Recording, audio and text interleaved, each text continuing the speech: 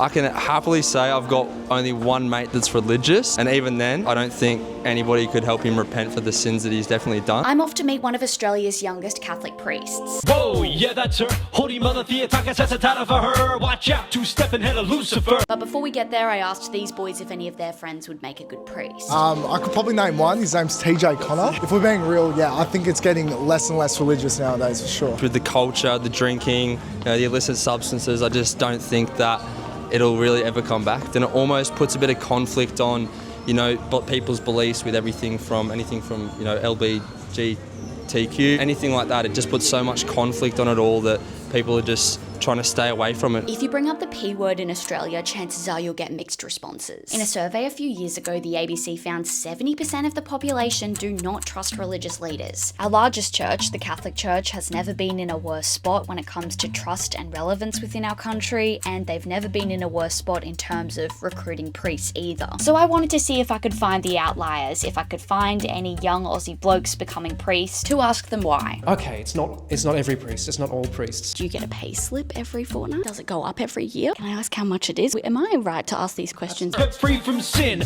no corruption. That's what you call immaculate conception. Body and soul, straight up assumption. I see what St. Louis wrote, true devotion. Welcome to Young Aussie Hustlers, where I interview young Aussie hustlers. It's kind of in the name. I like to interview young people who are working hard in interesting jobs, and why not start with the blokes who are hustling for a church many Australians are turning away from? That's just something I wanted to do that's unrelated. First up, I have swindled us an invite into a classroom full of priests. Well, people training to be priests. For me, my definition of a hustler is anyone who's really locked in, and I've heard it takes years and years to become a priest, right? But what do they actually do in those years? Is it just meticulously studying the Bible? Well, here we are at a seminary in Brisbane, which just means a priest school, and we're about to find out.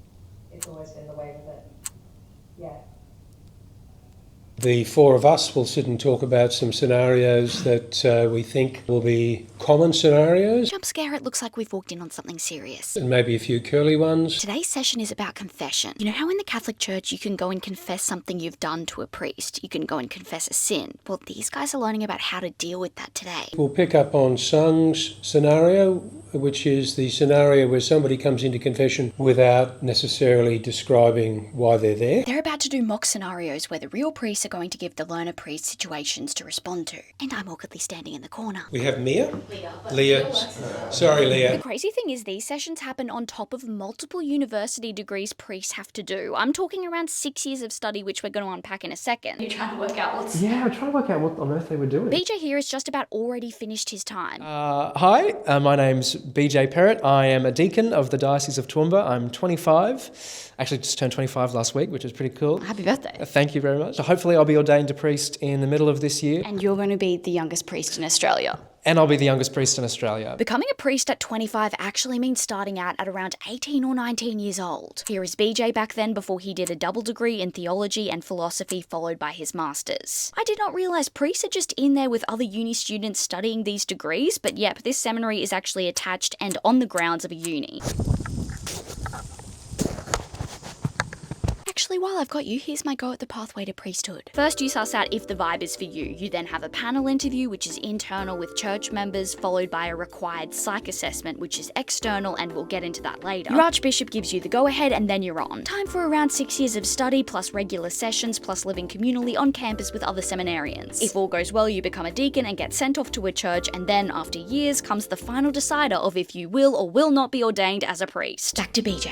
At 18, did you have it in your mind, or were you being like a classic 18-year-old and then you were like, wait, slow down? Was there a moment, or did you always know? A really good question. I think there was both a moment and a sense that I had always sort of known. I took a year off after year 12 as a gap year when I was 18. Do I want to do a Bachelor of Arts or a Bachelor of Business, or what are my friends doing? Do I want to just work on a farm for the rest of my life? Which, mind you, wouldn't be such a bad thing to do. But I really had to get to that point of decision where I have to make a decision about the future. This has been on my mind. It's sort of been with me from when I was really young, growing up in a parish that didn't have a priest in central Queensland, and then moving to a parish that had 2 priests. You can only procrastinate in making decisions for so long before you realise that your life's disappeared. Here's me wondering if I've ever committed to anything in my life. Your life's disappeared. Despite being so sure of his choices so young, BJ was very aware that this isn't the norm. Yeah, so to you, priests in this day and age are thought of as kind of weird? Yeah, I think so. Either weird or people are just indifferent. Either you're crazy or I couldn't care less sort of what you're doing. It's a big decision. Do you feel disconnected from other, say, young men your age? Partly yes, because I know I've made a decision that is so countercultural in many ways and so against the prevailing attitude of what you'd be doing as a young man at 25. The culture, the drinking, the illicit substances. Disclaimer, these boys were talking generally, not personally. And while we're speaking generally, 25-year-olds are not becoming priests. The number of Australian priests has halved in the past 30 years. BJ is committing to a life of celibacy. He can't marry, he can't earn much, but he says he just knows it's for him. I can't, go to a pub and get as sloshed as many people my age could do. I know I don't need those things that other people are perhaps chasing or looking for. I'm living the dream in some ways. I'm living the life that I know I was made for, to be the mediator that I'm called to be between people and God. Now, I've got to warn you guys about a swift vibe change here. So would either of you two make a good priest? I believe I would. I grew up in a Catholic household. I went to a Catholic primary school. He's great with kids. I am great with kids. I dabble in childcare from time to time as well. And why do you bring up kids? He's just good with young men and influencing bright futures. These jokes are so common and we are all across that, but what's tricky for people like BJ is the fact that they really aren't unfounded. They're based off real findings. In the past few years, sex abuse under the Catholic Church has been under the spotlight. As a young person going into the church, do you think about that? Does it cross your mind? It certainly crosses my mind. It saddens me what has happened, and there's no excuse for it. There's no pushing it aside. There has to be a moving on, a healing, but there should be no tossing it over the shoulder saying, oh, well, we need to forget about that and move on. I think it's a stereotype in the Catholic Church with priests. Here's the thing, before BJ has even started in the role, he won't have the trust of something like 70% of the population. In this survey, only 5% of Australians said they trusted religious leaders a lot. The ABC ran this question in 2019, just a few years after the Royal Commission that came back with these numbers. It found the Australian Catholic Church had received thousands of child sexual abuse claims made against thousands of its church figures, and that across the board, secrecy and cover-ups prevailed. These consolidated numbers and the victim accounts contributed to an already damaged public perception when it comes to the church in Australia. I guess I'm obviously not wanting you to give a statement for the Catholic Church or talk about anything, but it is interesting to me. I've spoken to some other people who say they are very religious, they do believe in God, and they're spiritual, but they feel weird about going to the church, or they feel weird about priests. Does that make you feel weird that you're going into it as a young person being like, I want to be a priest? I know, I am aware of the perception of priests that there is in society, and I'm aware that I will be one of those, and that perception will be foisted onto me whether I like it or not. But I hope to be a part of the change that okay, it's not every priest, it's not all priests, and it doesn't always have to be what it was. We can move ahead, we can help heal, we can bring about the change that's needed to make sure it never happens again. What was really cool about BJ and this whole seminary is how they were like, journalist? Yeah, sure, we'll answer your questions. This is the ABC. Okay. I'm talking, I got a full-on tour from the rector himself, the boss of this whole place, Father Neil. We have one of the best art collections probably in Queensland, if not Australia. Well, some of these pieces are Renaissance. The original name of the seminary, I shouldn't do that to the Pope, but was Pius XII. We chatted about how the Royal Commission informed changes. This piece. I was wondering, do you ever have any guys who, say, see a news article and they bring things up? Every year we begin the year with compliance stuff, which every workplace does, but we have a session on professional standards and safeguarding. The Catholic Church lost a lot of its reputation because of sexual abuse, and to be quite honest, the Church failed in that whole area. Statistically now, the Catholic Church is one of the leading, if not the leading organisation globally in safeguarding of children and vulnerable adults. To be the advocate for those who have been abused, not to protect the institution. We don't shy away from that. I asked about the dropout rates. Our dropout rate is around 40%. Worldwide it's 70%. What's the latest you've had someone drop out? In my own time, which is a long time ago, but we had a fellow drop out In 6th year, sometimes they're ordained and they drop out. Father Neil also referenced psych assessments, which I mentioned earlier. Look, anyone who comes in this seminary is stringently psychologically tested, as much as you can. After the Royal Commission, the Church accepted this recommendation to nationally require psych assessments for priests, including psychosexual assessments to check someone's sexual history and interests for red flags. The guidelines say it has to be done by an external professional. For example, in Adelaide, it looks like they do a 3-day assessment with a qualified psychologist. But back in Brisbane, I knew my luck in terms of access was going to run out shortly. Lia's from the ABC. She's just going to do the first part and then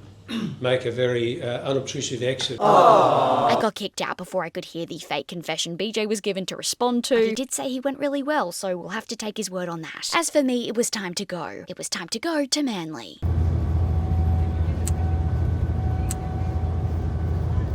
Alright, let's hit it. Ever since the day a man's fall on earth, God chose only one girl and the search. She gave a new definition to the word pure. Both East and West Finna venerate her. I have to say, I wasn't quite expecting this one when I set out to interview young priests. That's what you call immaculate conception. Body and soul straight up assumption. I see where St. Louis wrote true devotion.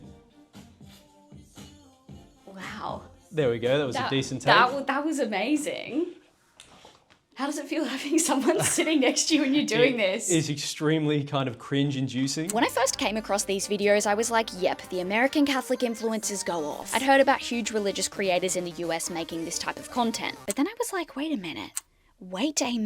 Next stop, Manly. Today we're heading to St. Mary's Church because, to my surprise, the creator behind this video and others is a full-time, fully legit Australian Catholic priest. I say surprise because, come on, this is not the usual vibe. So we're gonna see what it's all about. Introducing Father Sam French. Is this a fit check? It's a fit check. Oh my gosh. All right, this is the a Roman collar and a priest cassock. This is the gear. This is the get-up.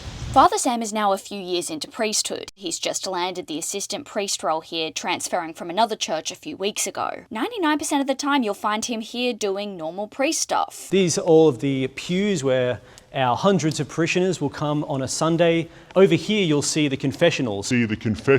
I got kicked out before I could hear the fake confession. So if you've ever seen in movies when people go into the confessional to confess their sins and receive God's mercy, that all takes place in there. Now I say 99% of the time because today is Monday. That is Father Sam's day off, so we're heading to his content room. After all, he does have more than 200,000 followers to attend to. Well, welcome. This is where the magic happens, I suppose. This is kind of my studio, you could say.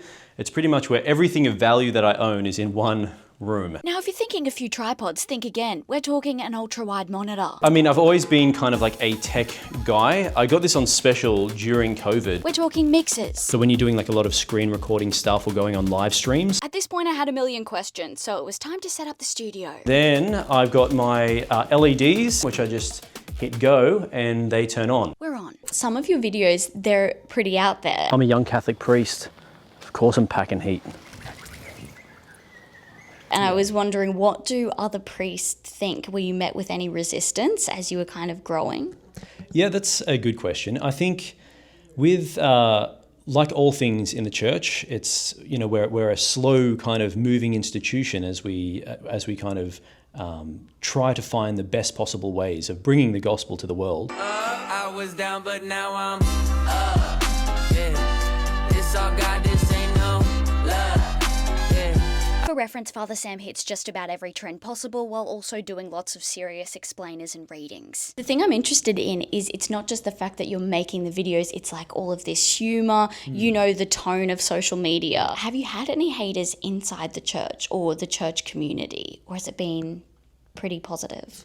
No one directly to my face. I'm sure that you know, you can never win everyone. No one's ever kind of come up to me and directly kind of like, you know, said that I'm a terrible person or I'm doing the wrong thing. I have had a few priests come up to me and say, which I very much appreciate. They say, I appreciate what you're doing online, but on this particular video, I didn't like how you expressed this particular aspect, or I didn't like how it seemed to me like you were making fun of this particular element. And I actually take that criticism very seriously because I'm not going to get it right all the time. I'm not perfect in the way that I conduct myself in terms of social media kind of content. And so I'm still trying to find that balance. There's no rule book of how to do this properly. Overall, it seems like Father Sam is very well liked both online and within the church, especially as some of these numbers started to come in. There was a lot of people who would just start DMing me about how a particular video, even like a funny one, they said, I haven't been to Mass in 30 years. And I've seen this video and it reminded me of the faith of my childhood. And, you know, I'm going to Mass next week. So thank you for that. Other people have said this has brought me back to the faith. And so when I share those kind of stories, I think it kind of breaks through the cringe barrier, I suppose, when people think, oh, you know, is this the right thing to be doing? Throw back to this live performance so I can show you guys the video that went with it. Ever since the day of man's fall on earth, God chose only one girl and the search. She gave a new definition to the word pure, both east and west venerate her. Like BJ, for Father Sam, this all started when he was 18. I'm from the Central Coast. I grew up in Woy Woy, and I was travelling from Woy Woy to Central, which was where or to Epping, where my university was. I just finished high school. I was studying psychology, and basically I was just on the train wondering one day, I thought, well, is my whole life about simply what I want to do? Or is there something greater? Is there kind of like a supernatural purpose for life? And then I was overwhelmed with this sense of God calling me to priesthood. When I had that experience of God on the train, like his presence and this calling to priesthood, I was so convicted by that call in that moment. It sounds crazy even to me. I was so kind of sure that that's what God wanted me to do, is I walked into uni that day and unenrolled. Cut to today. As you can tell, Father Sam is very much thriving as a priest influencer, but it hasn't always been that way. I'm a young priest. Of course my high school friends think I am completely insane. My school friends, as you can imagine, were just very put out by it. It's kind of a very weird thing for someone they've kind of known their whole life, all of a sudden to say, I want to become a priest. And so a lot of my friends kind of just drifted away from me. You know, I wasn't invited to the parties anymore, and that was really hard at first. And so I had a lot of questions and a lot of confusion. I thought, oh, is this really what I want to do with my life? Father Sam was also very candid about having had to end a serious relationship to go ahead with this. So you have had to give up relationships. Yeah. And what was that like? Yeah, I mean, it's like you can imagine. It's everyone's human, and so we're all called to love. There's an ache that comes with that, but at the same time, it's to a higher end. It's for the purpose of being able to pour out my energy, my resources, my love on an entire congregation and not just one person. When you did make that call, what changed in your life? Like, did you have to initiate a breakup? Yeah, so it was something where, the Holy Spirit worked in a beautiful way, I think, because the moment I realized that God wasn't going to let up on this call to priesthood, it was something that I was kind of almost too scared to raise with her. But it was actually one day in a conversation, she initiated it and kind of said, I get this sense in which you've got some unfinished business, what is it? And then I told her about it and she gave me her blessing. I think it's much better for us when we make an honest effort to choose the right path and then to do it courageously and see where that leads us. And for me, it's led to great peace in myself. But I love my priesthood. I wouldn't trade it for really anything in the world. And just like that, he was off to edit another one of his videos. As I headed off, I was thinking about how Father Sam's whole mission is to intercept people who otherwise wouldn't have anything to do with the church. All right. What do you think about young priests? I reckon that is hustling. It's good for the community, like the youth's Bible, involved. like a Catholic priest, because we go to a Christian school, I think that's good. That's hustling. Church. We got a lot of young priests at our school. Brian, shout out. Oh yeah, shout out to Brian. For many Australians, Catholic school might be the last time they interact with organised religion. For example, let's go back to someone we chatted to earlier. Let's go back to Kane. I feel like God's helped me through a lot of stuff personally. And what other people think about that, I could not care less. He has the cross tattoo going on. He is quite religious. I do say my prayers almost every night, or at least I try to. I try to refrain from praying for things that I want and need, and just doing it for personal reasons and personal gain. But for him, this doesn't directly translate into regularly attending church services. There seems to be more and more Australians taking religion, faith, spirituality into their own hands naturally. TJ, actually the guy that we mentioned at the beginning, told me realistically 10% of your prayer should be about yourself, the other 90% should be about others. So that's what I try to do. Then, of course, there is the other side of things, which is less about the church fading away and more about people taking an active stance against it. I have already posted some videos of Father Sam, and apart from genuinely hundreds and hundreds of his fans in the comments, I did find these ones interesting. There were comments saying Father Sam seems like a great guy, but that it doesn't cover up the things that happened under the church's watch. That he seems really cool, but that they'd never go back. That a great priest doesn't change, and I quote, women being subservient to men, homophobia, control over women's healthcare. That still they see the church as a global organisation that is a risk to children and queer people. And that fun priests aside, the church needs to address the fundamental things driving people away. This comment is saying it's the child sexual abuse, homophobia, and the hatred towards women they see from the church. Telling a woman not to get an abortion is not really an ideal situation because you never know the reasons that leads to a woman's getting an abortion. Hajar grew up Muslim, but when she moved out of home, she also attended some Christian services to see what it was all about. She told me she has qualms with organised religion on both fronts. Not only does she fundamentally disagree with some things, but she doesn't love the delivery either. Having the pastor basically saying certain things against that LGBTIQ, when I know like they're just individual living their life, right? You love who you want to love, you do what you want to do. As long as you're not hurting yourself, you're not hurting all those around you, cool, do you. And when it comes to actual church services, the reason why I don't like going to church now is because I don't want to sit there and have someone lecture to me. It makes you feel like you're on a TED Talk, on a motivational TED Talk every Sunday. Then Hajar brought up something else. She brought up the church's focus on men. We're noticing that religion comes with a lot of control and stuff like that, so we're staying away from the control. We're trying to open our minds and understand life, like understand the world as we see it, instead of like what the man told us to do. Because whenever they talk about God, they refer to him as a man. He. Anyways, that's my bullshit. It turns out Hajar isn't alone in feeling like the church doesn't relate to her as much. Last year, Triple J reporters came across US data suggesting young men were more religious than young women, so they hit up this Australian research group. The researchers basically said, no way. The normal answer is when you talk about religion, we say, yes, women are more religious than men. They always have been, and we expect they always will be. But then they checked back on their results. They have been running a faith-based survey for nearly 30 years, and after checking back, they found that for the first time, young men had in fact come back as more religious than young women. Specifically, more young men had identified as Christian, whereas more young women had identified as spiritual. They found the biggest gender divide to be around if Christianity was good for society. 37% of young men agreed, while only 17% of young women did. I think other young women, perhaps who have no connection, they see the Christian church and say, you are not a helpful place for me. For the young men, I'm going to say there'll be a lot of reasons. We can put the power narrative on. We could say they're attracted to power and they think that this is a place they'll find power. Maybe for some, I think part of it is going, I feel a bit out of place. I feel a bit lost. I actually don't know what it is to be a good man. By the way, I did chat to lots of other girls, but in hindsight, I really failed the Bechdel test. Do you think any of your guy friends would be good priests? I'm actually not sure. I think all our friends are pretty naughty. Yeah, I think I second that. I don't think I have any recommendations for our guy friends. Yeah. What do you think they wouldn't be able to do it? It's like 6 years of study, or you're more just like they're not going to be able to give up some things? Ooh. Yeah, I don't think it matches with their lifestyle. I think, they like to, go out and meet girls and people. Now, of course, this isn't to say that all Australian gals are turning away from organised religion, but even our next priest was across these findings. I think organised religion has a lot to answer for. There's a lot of faults in systems of organised religion, and there's no point in denying that at all. And that's often been worse for women than for men who've been engaged in organised religion.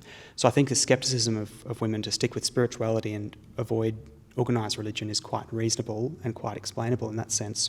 Whereas the guys are like, it gives an order and a structure to something that I can't quite make full sense of, so I'll sort of subscribe to that. Wait, I forgot the intro. After working hard in the classroom and in the studio, I needed some fresh air. I needed a long drive to Stanthorpe.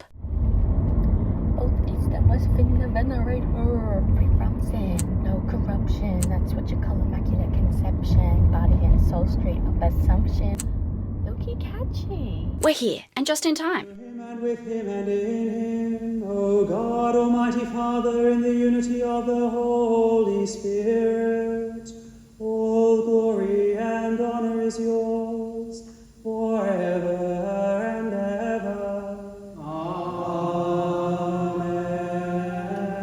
you can still, say, go to the pub for a pint, right? Can you? Absolutely. I'm a craft beer snob. Or I shouldn't say, I'm a craft beer connoisseur, maybe I should say. This is Father Nathan Webb. Today he's leading a service, and despite being so young, I love a good craft beer. he's done this more than 1,300 times. One thing about Father Nathan is he actually snuck into priesthood early. Okay, so there's a minimum age. The minimum age is 25. Actually, wait a second, I was 24. That's right, I was 24. The minimum age is 25, but there's a 1 year leeway. So I was within that 1 year. You were so keen, you were like, let me in I was early. like, come on guys, we got to try this. We've got to work out if it works. It did end up working. He's now posted up in a small town of around 5,000 people a few hours out of Brisbane. So we've got 5 kids, and it's been great to have some more enthusiasm in the parish, and it's great for the kids to have someone to look up to like Father Nathan, especially little Leo here. He's hey Leo. What do you think of Father Nathan? Does he do a good job? You get a little bit depressed when you see so many places losing their priests because they don't, because of age, and then there's no replacements. So it's a bit invigorating. Let's get down to business. 2 different reds. Don't know which one will I wear today. We've heard a lot about the lead up to priesthood, but what about the day-to-day of the role? So my work week's Tuesday to Sunday. Monday's normally my day off. I get up at 5:30, 6 a.m. and sort of pot around. I'll check some emails and some sermons, or go for a walk, or do a workout or something. Then I've got 7:30 a.m. Morning mass. Then the day could look like anything. Some days you have really, really long days if you start at, you have a meeting before mass, a meeting at 5:30 or 6 a.m, and then you might be at a hospital until 2 a.m. or something. So there's some big odd days. And then other days you're sort of chilling, just doing emails and not much. So it's a 6-day work week, and we've all heard that priests earn next to nothing. But I'm curious about exactly how much that next to nothing is. Is that all self-directed? Do you have a boss? Yeah, so the boss is the bishop, but it is essentially, so I'm an independent contractor. So as administrator of this parish, I am essentially my own boss, which means I can arrange the workday as needed. I'm working up to the money question, okay? Is it like a normal job where do you get a pay slip every fortnight? So it's not a normal job in that sense. We do get a pay slip. We get an allowance every fortnight for our living expenses, essentially. Living expenses covered. It's not payment for services rendered, so we don't get a wage. If I worked a 70-hour week, or if I worked a 10-hour week, I'd be paid the same allowance. And if I'm a young priest doing sort of 10 different jobs, or if I'm a semi-retired priest doing one job, all the same. Can I ask how much it is, or do you feel like it's a good amount? That's right. So it's about $420 a week. $420 a week. Okay, so that is under minimum wage. But priests don't pay rent. For their entire lives, they live in church-owned residences, and they have all of their basics covered by the church. House is provided, and there's a grocery card, so we can buy groceries on the house card. And the car is provided through work. They're the fringe benefits. The $420 is for everything that comes after that. Clothes for any time I go and catch up with friends for coffee, fuel if I was to drive to Brisbane and such, my Disney Plus subscription. Father Nathan said if he desperately needed an immediate Euro summer holiday or an ultra-wide monitor perchance, he might hit up his family. One of his brothers does work for Google. Oh, and did I mention he is one of 12? He has a sister who became a nun, and also another brother who became a stunt actor. This is actual footage of Father Nathan's brother, by the way. While we are covering the practical side of things, I figured, why not talk about crushes? What actually happens if you're a priest and you end up with a crush on someone? Am I right to ask these questions in here? Is that okay? I was like, this is getting... In the church, there's no question that hasn't been asked at a church, I think. Okay, perfect. I was like, pause. I feel like in the rest of society, there is a big focus on romantic relationships. Yeah. And if it's okay to ask, because priests are normal people, have you ever had a crush, back in the day, that you had to deal with? Absolutely. I always laugh at myself when I have a bit of a crush on someone. I'm like, there we go. Here we go again. Very human, blood runs through my veins. And I was given advice by an older priest at one point. He says, Nathan, you're going to fall in love, and you might fall in love again, and you might fall in love again. That's just part of life. People in marriage is the same. It's always going to happen. So, no, just because I've made this promise doesn't make me immune. I don't have blinkers on and, aren't capable of seeing the possibility. But, you sort of learn to live with that. I think everyone does. So there was a time where you were you did seek advice. You were like, I've kind of got a crush. What am I going to do? Yeah. And so you say, how do you work with... And so, people have been through it all before, and so they sort of say, well, what's happening? Is it something that you should pursue? Is it something that we should, put good boundaries in place there and not hurt your own heart or their heart? And so it's something worthwhile seeking advice. And so we've got spiritual director, supervisor, and things like that. I go and then friends as well. You say, what about this? And they sort of give their own advice. But at the end of the day, it's about discernment. I go, this is what feels like it's right for my heart, and I've got to live with that. You see people in like situationships and you're like, I'm really glad that I'm not part of whatever's going on. Much. I'm like, this is getting messy. I'm tapping out. I'm glad I'm not part of that. Yeah. Before Father Nathan headed off for the rest of his day, I asked if he had any advice for our friend BJ. And it turns out they all already know each other. Every 2 years, all the seminaries, all the training colleges for priests around Australia come together for a soccer tournament. So, all the Brisbane students and all the Queensland students will verse all the Sydney students and the Melbourne students. I reckon I'd know everyone on the field at this point. I've interviewed so many priests. Who's the strongest player? The Sydney team and the neo-catechumenal team from Sydney, they're the ones to beat. They're the ones to beat every year, and we did beat them one year. For the most part, chatting with these three priests felt like any other chat with any other young Australian. So much so that it was easy to forget we're talking about a church with very real and unresolved differences between it and modern Australia. In modern Australia, same-sex marriage is legal. Huge estimates are coming in around the amount of Australians who identify as LGBTI+. In workplaces, women and men can equally run the show. Abortion is legal in all states and territories. These are all areas the church has been historically against and is being questioned more and more on. When I asked BJ if he had any views that might differ from the church, I really did love his answer. He was like, mate, I'm trying to be ordained in 1 second. Please stop throwing me these questions. So the church and the world are always changing. So we just have to roll with the world. Well, not roll with the world. Don't mean roll with the world. I mean, roll with the punches. Roll with the times. Yeah. If there are things that need to change, they will eventually change. That's the nature of changeable things.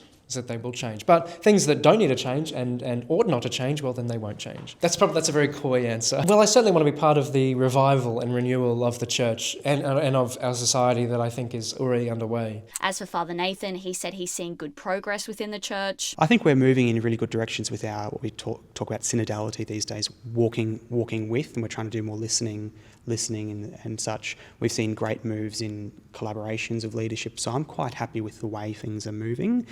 It seems like good growth in some areas, and I wouldn't want to put a spanner in the works and stop those things from emerging as they are. And with Father Sam, he's been vocal about wanting to stick to the teachings of the church. I'm a young priest. Of course there's an 85% chance I lean conservative. After I posted some of the interview with Father Sam, a commenter mentioned some videos I had actually completely missed. What you're watching here is a Pride Month promotion on the social media page of a Catholic charity. Why is a good Catholic organisation like St. Vincent de Paul, dedicated to the service of the poor, being plastered with pride-related propaganda? I then also came across this. In this particular case, how many people do you think just read the New York Times, the BBC, the ABC, CNN, or any of those media outlets, and they saw that headline, Pope Francis allows priests to bless same-sex couples? They might have read 1 or 2 paragraphs of misinformation and then jumped onto social media to express their opinions without ever once picking up or looking at the document Fiducia Supplicans. In a landmark decision in 2023, the late Pope Francis allowed same-sex couples to be blessed by a priest. Here, Father Sam was clarifying that the church never meant for this to be equated with allowing same-sex marriage. The church is still strong on seeing homosexual acts as sinful, and further statements were even released clarifying that despite this blessing move, it was not the church congratulating or approving that type of union. As you can tell, this is still a grey area in the church compared to the majority of Australians who voted yes years ago. When I went back to Father Sam on his views, he said while he doesn't intend any harm, he believes the love of God can only be found through the church's teachings. In terms of the Vinnie's vid, Father Sam said all LGBT individuals should be treated with love and respect, but that it doesn't mean accepting the culture or worldview.